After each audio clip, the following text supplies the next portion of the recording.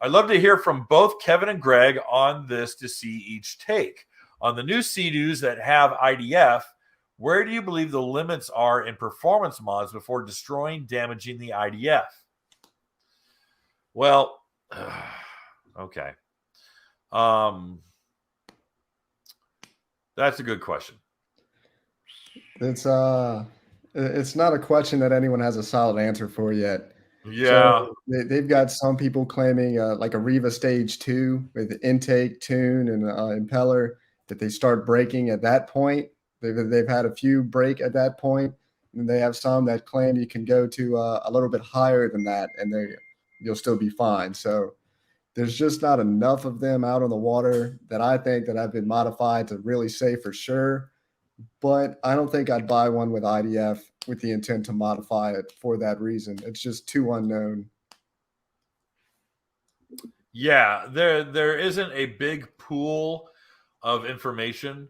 I know, I mean, obviously there's going to be some shops out there who will swear, oh, it's fine, don't worry about it. You know, bring your ski in and give us your money and we'll tune your ski.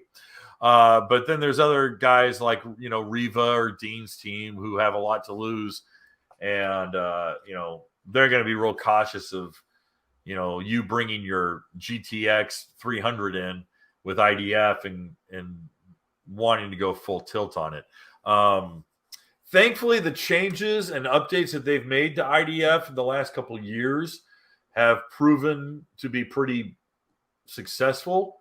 I know that first year was a tough year for teething when it came to IDF.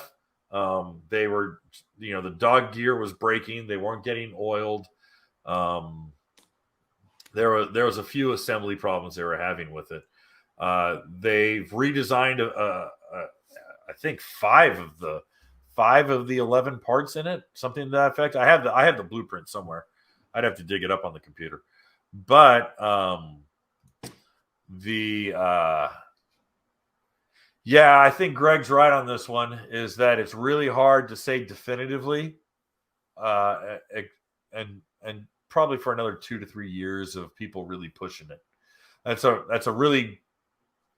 a bit of a non-answer, Adam. I apologize, but right now it's kind of the best we got. Hey guys, thanks for hanging out. This clip was taken from our weekly podcast that we record here every Sunday night at 8 p.m. Eastern Standard Time.